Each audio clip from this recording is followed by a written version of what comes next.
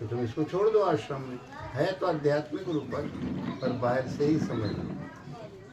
उनका आश्रम में छोड़ दो हमारे नारद। अब नारद तो घुमंतु आए, अब उनका कौन सा स्थिर आश्रम है? उनको श्राप लगा है कि जब तक गाय दुही जाती है, गौ दोहन काल से ज़्यादा कहीं रुक ही नहीं सकते, श्रापित हैं। ब्रह्मबोध में लगे रहते हैं, पर एक पृथ्वी के एक जगह पे नहीं रहते। पृथ्वी स्वयं घूम जाती, उनको घूमने की जरूरत नहीं पड़ती, तो उनका घूमना हो जाता है नारद का। नारद नहीं घूमते, पर पृथ्वी घूमती है तो ना ये माना जाता है कि ना सूर्य, पृथ्वी घूमने से कहते हैं सूर्य घूम रहा है। तो नारद जी कहीं रुकते नहीं, क्योंकि पृथ्वी जो है 40,000 किलोमीटर की है, पर बीच में उसकी परिधि 24 घंटे में एक चक्कर 40,000 किलोमीटर का लगाती है, और वैसे तो करोड़ों किलोमीटर का लगाती है सूर्य की परिधि में, करोड़ों अरबों किलोमीटर।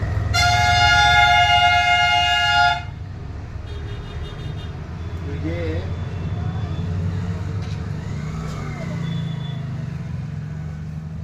नारद जी जो है वो बोले हमारे आश्रम में भेजते, मैंने उनका आश्रम व्यापक है, यहाँ पर भी ओम का जाप होगा, वहीं उनका आश्रम होगा, सीधा सीधा सार वस्तु।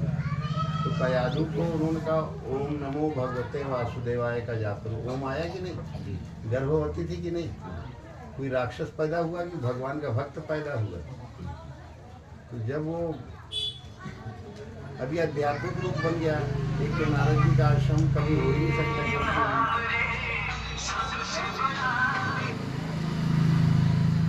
क्योंकि वो एक जगह स्थिर रहते ही नहीं, क्योंकि निर्लेप है। सर्वनिवासी सदा लेपा तो में रहा समाई, वो निर्लेप तत्व है। नारद विष्णु भगत पुण्य ज्ञानी, भगवान के भक्त भी है और ज्ञानी भी है।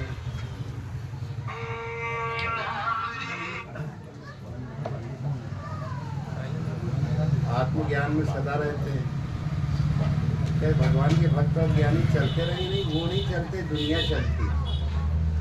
तो लोगों को लगता है ये भी चल रहे हैं। तो कयादु को उन्होंने कहा कि ओम नमो भगवते वासुदेवाय का जाप करो, तुम्हारे ऊपर जो शत्रुओं का प्रहार है वो नहीं होगा। ओम का जाप करने से शत्रु अपने आप आर्य बन जाते हैं। आर्य का मतलब, हिंदू का मतलब हिंसा को जो दूर करे, आर्य का मतलब जो शत्रु को अरण कर दे, काट डाले। तो ओम का जाप हमारे आर्यों का, सनातन धर्मियों का बहुत बड़ा हथियार है। अगर सब लोग ओम का जाप करें तो बड़ी से बड़ी विपरीत परिस्थितियाँ भी अनुकूल हो जाएगी।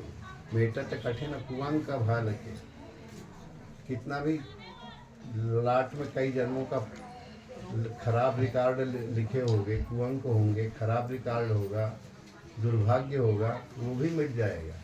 और वो केवल एक ही नाम है जो प्रत्यक्ष में प्राणों को खींचता है।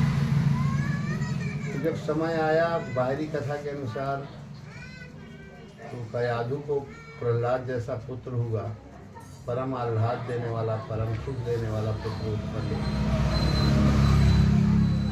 उस पुत्र के उत्पन्न होने पर हिरण्यकश्यप ने लाख कोशिश की, वह अहंकारी था। हिरण्यकश्यप का मतलब होता है सोने की शैया में सोने वाला, जो अपने जितना सुख उसने मान लिया है संसार में कि हमारे पास कुछ धन संपत्ति सोना हो जाए, हमारी बड़ी कीर्ति फैल जाए, तो नाम भी हो गया, खंचन भी हो गया, कीर्ति भी हो गई, कामनी भी हो गई, पूरा संसार का डेरा डकूरा उसका हो गया। पर अहंकार और बढ़ता है। फिर उसका अहंकार जो है नारद जी के द्वारा संस्कारित किए हुए गर्भ में जो प्रहलाद था, उसके द्वारा समुचित रूप में समाधान किया गया। हमारे अंदर का अज्ञान अहंकार रूपी हिरण्यकश्यप है, और भगवान का प्रेम रूपी प्रहलाद है, परम आह्लाद प्रेम। और जब ओम का जाप करते करते करते करते, ओम नमो भगवते वासुदेव का मतलब है कि ओम परमात्मा का प्रतीक नाम है, उसको हम नमन करते हैं, क्योंकि सर्वत्र सर्वनिवासी सदा लेपा तो में रहा समाई। सर्वनिवासी सदा लेपा नानक जी के एक भजन का है, सर्वनिवास सदा अलेपन तो में रहा, निर्लेप तत्व है हमारे अंदर है, और उसका असली नाम पकड़ नहीं पाते। सार नाम, सत्य नाम, आदि नाम, अमृत नाम पकड़ नहीं पाते। हंस नाम पकड़ नहीं पाते। हंस नाम है ओम। ओम का जाप लंबा करते हो या धीरे करते हो, तुम्हारे अंदर श्वास का आना जाना हर नाम के साथ होता है। एक ओम में श्वास ऊपर जाती है, एक ओम में नीचे। जितना कचरा है वो बाहर निकाल देता है, जितना सात्विकता है तुम्हारे अंदर भर देता है। ओम का जाप करने से न तो गर्भवती महिला को मनाइए, न सामान्य महिला को मनाइए, कोई भी व्यक्ति हो, परम अज्ञानी हो, वो भी अब अगर ओम का जाप करने लगे तो उसका मन ऊर्ध्वमुखी हो जाएगा। ऊर्ध्वमुखी होने से उसका कल्याण हो जाएगा। जो अभी तक अज्ञान के कारण जकड़ा हुआ था, पाप ही पाप में उलपटा हुआ था, उसका निवारण हो जाएगा।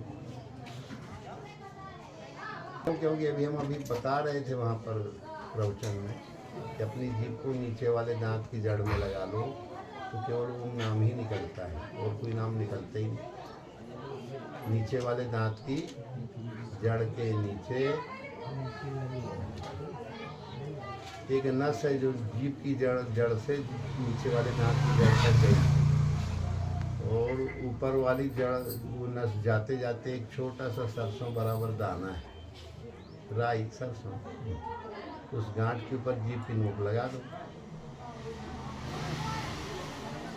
तुम्हारे मुंह खोलोगे तो भी ओम निकलेगा, और अंदर देखोगे अपने मुंह को तो उसमें ओम ही ओम निकलेगा।